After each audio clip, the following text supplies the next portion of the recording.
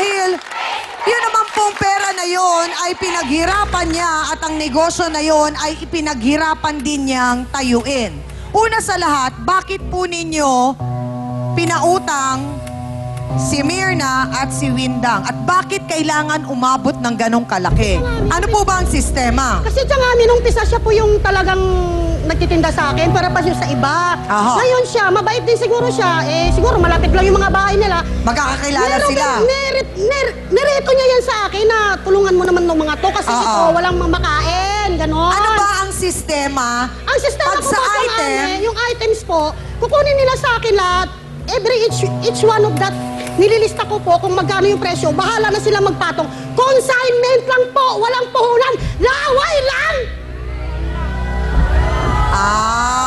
Okay. Ako yun ang mamuhunan, ako. So pag pinasa nyo na sa kanila, Bahala na sila may kung tubo magkano. kayo ng konti. Konti lang, patong ko doon. Oo. Para umikot lang yung pera ko. Oo. Ngayon, bahala na sila kung magkano nila ibebenta para Okay. magkaroon din sila. So, tapos po, dun sa pera, paano rin ang Yung pera sistema? na po, minsan, pag nagre-remit sila, pag buo na kasi, ang galing nila okay sila walang problema Bandang huli na po, siyempre naroon na yung gipit ako at baka pwedeng makabali ng 500 o kay 1,000 dyan. Awas niyo lang po sa pag-remit ko sa sunod ng pakonti-konti. Ako kasi po, maawain po talaga ako. Kasi ako, mahirap ako, naranasan ko yung flat on the ground. Alam ko ang pakiramdam ng walang kinakain sa lamesa. Tapos sasabihin nila, malupit kami maningil kasi sobra-sobra na yung pasensya namin. Palugit. Yun ang Sobra-sobra sinasabi. na ginagawa niyo sa amin. Ginagawa niyo kaming tanga. Alam niyo ba yon? Pero kasi ang sinasabi rin naman nila, Aling Nene, hindi rin naman daw po tama na makapagmura din kayo. Sila nangunguna magmura sa amin. Sila! First Talaga of all, maggawa kayo ng kwento. listen to me. You understand me, please? Yung habla Espanyol? No, Habla Espanyol. no, un poquito. Palit sa mga Oo. patrona ka. May katanungan po si Hans. Hindi daw ho ba kayo minamasahe muna ng boylet para hindi kayo mag-init ang ulo? Para kumalma kayo ng konti. O baka daw po kaya kayo nag-iinit ng ulo, kailangan yung maningil para may pampasa-load kay boy. Pera yung binibigay ko sa kanya, iba yung negosyo. At personal kong buhay ito, wala kayong pakialam. Intindihin niyo ang pagkakautang niyo kung paano niyo ako mabayaran. Saan po ba ninyo nakilala yung boylet? Wala ka na ibigay ng Ay, pera sa sampung lalaki mo. boylet! Wala kayong pakialam. Tama nga naman din, wala rin silang pakialam sa boylet niya. Oh, makikisali ka? Bakit nakikisali ka? Bakit nakikisali ka? Sila siguro may pagtawasa Bakit nakikisali? Bakit ka nakikisali? Ikaw ba yung may boylet? Sila magnanasa sa boylet niya. Siya. Yung boylet niya. Sa boylet ko! Tama! Sila nagnanasa sa boylet mo. Di ho, Aling Nene, kasi eto ha, aminin ko na ho sa inyo. Ang sinasabi talaga nitong dalawa, siya po ang nagkwento sa kanila na may boylet kayo. O nakikita ba nila na may boylet ka? Hindi ko po alam. Nakasama nyo? Ewan ko, hindi ko alam. So yun nga po ang susunod kong katanungan, Aling Nene. Makinig kayo sa akin. Hindi kayo yung mismong nagsalita, hindi siya. Mabas, sa bibig mo lumabas. Sa bibig mo lumabas, nahuhuli kayo. Ganito lang kayo. Ang tanong, Aling Nene, sino ba yung boylet? Gwapo ba?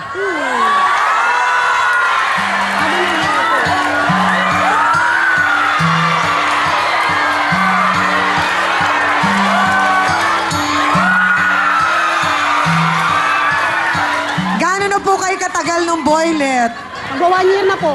Mag-1 year. Ilang taon ng boylet? 21 po. 21! Winner! Talo ka na naman, Hans. Oo nga, Chang. Ako na naman, inggit nga.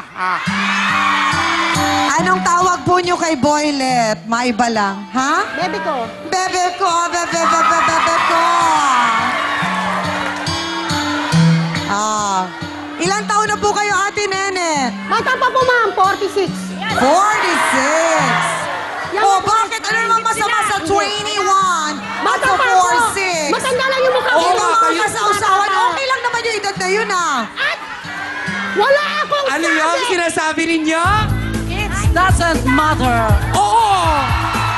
Tama! At saka lahat naman ng 21 magiging 46, di ba? Oh, yun nga lang, pag yung 21, 46 na, anong edad na yung 46? Charot! Ay, teka muna, doon muna tayo sa issue tungkol dun sa utang na nagkasanga-sanga na. Ano na ba? Sino dito ang naranasan ng magpautang or nangungutang din? Ikaw! Lahat naman ikaw eh. O bakit? Sexy ni ate, ah. Oh. Eto merong 19. Wow! Talo ka na naman. Oo, 19. Yung boyfriend niya nung 1948. Pero sa ngayon, ay naghahanap ako ng boyfriend. Pero ako ngayon, nagpapautang po ako. Pero mahaba po ang pasensya ko. Speaking po ng mahabang pasensya, kasi narinig natin yung utang November pa, December. November. Ano na ngayon? 6 na buwan? Hindi pa ba sapat na palugit yun? Sa akin naman, dapat naman magbibigay kayo kahit paano. Kasi sa haba ng panahon, baga sumabog na ang puso ko at masyado na akong na-stress sa inyo. So talaga, bilang nagpapautang siyang, sinasabi ni ate, nakaka-stress naman talaga pag medyo umabot na ng halos kalahating taon. Babayaran ka naman. Okay, Attorney John, sapat po ba yung palugit na yon? 6 months na halos, hindi pa nakakabayad ang dalawang nasa pula. Paano po ba dapat ang kasunduan pagdating sa mga utang? Makinig po tayo. Siyang Ami, sa sitwasyon po na ito, sa tingin ko naman po, sapat yung palugid na binigay ni Aling Nene sa mga umutang sa kanya. Ano po? At yung sa kasunduan naman po, bilang protection po na nagpapautang, kailangan po ito nasa kasulatan. Ano po? Protection naman po ng nagpapautang, dapat po ito ay every time po na magbabayad sila, dapat meron pong official receipt or acknowledgement receipt na binigay po nila yung bayad dun sa pinagkakautangan nila. Ano po? Pagka po bang ganong 6 months na at medyo talagang matagal na, anong pwedeng gawin ni Ate Nene? Saan siya pwedeng magreklamo para mahabol din naman niya yung napakalaking 5,000 at 12,000? Chang, mali po ang ginawa ni Aling Nene na pinagmumura niya, pinagbabantaan niya, tinatakot niya yung mga nagpapakautang, may utang sa kanya. Ano po? Ang tamang proseso po dyan, magpadala muna po kayo ng demand letter. Kung wala pa rin po, ipabarangay niyo po sila. At pag wala pa rin po, saka po kayo mag-file ng kasong sibil o kriminal. Hindi po tama yung sisigawan mo, bubulyawan mo, aawayin mo ang may utang sa'yo. Sapagkat maaari ka pong balikan ng mga may utang sa'yo ng kasong kriminal o civil din. Ano po? May nakulong na po ba ng dahil sa utang? Sa utang po, Chang, wala pong nakukulong sa utang sapagkat ito po ay pinoprotektahan ng ating konstitusyon. Ano po? Pero po kung sa sitwasyon po na to na merong pong ipinagkatiwalang gamit si Aling Nene para sa mga may utang sa kanya na ibenta po ito at hindi po naisauli o nairimita ang bayad dito ay maaari po itong pumatak sa estafa. Ito po ay may kaparusahang pagkakakulong na 6 na buwan at 1 araw hanggang 6 na taon. Marami pong salamat, Attorney John Philip. Yun po ang sinasabi talaga kasi nga meron po kayong Wala naman binenta. nakukulong sa utang eh. May Kaya gamit makakasalo. po kasi Aling Windang. So talagang kailangan po na yun ay mabayaran po ninyo. Magbabayad naman po ako eh.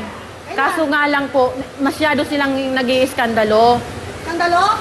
Siyempre po parang dumating po sa punto na, sige, mag-iskandalo kayo, hindi ko kayo, parang sinabi ko na, wag kayong, hindi ko na sila babayaran sa iskandalo Mirna, ginawa nila sa akin. ang taong gustong magbayad, Para minsan po lang lumamig ang ulo ni Ate Nene, confirm, eto na si Bagets. Inimbitahan natin siya para hindi na mag-init pa ang ulo ni Ate Nene.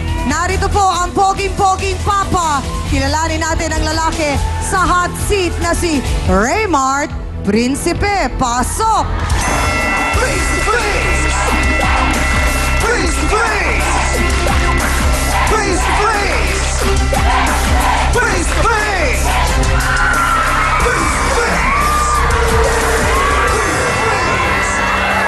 Huwag kayong nangingialam!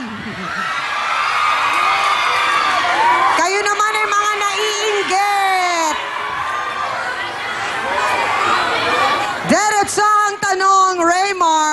Sino si Ate Nene sa buhay mo? Ex-girlfriend po. Ha? Ex-girlfriend. Ano? Ex-girlfriend na lang po. Ex-girlfriend! Abay, nagulat ata si Nene. Bakit biglang naging ex-girlfriend na lang? Alamin nga natin. Pagbabalik po ang face to face. Ex!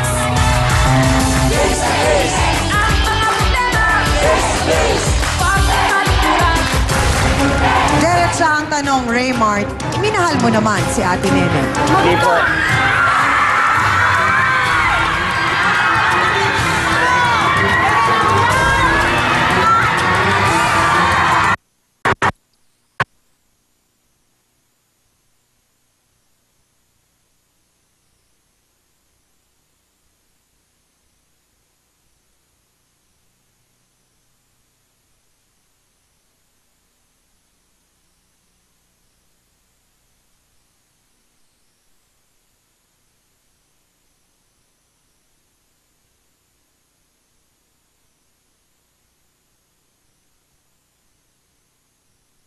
Hot Shades Lasap Gata Mix. Tamang timpla sa pang-araw-araw na gatang ulam.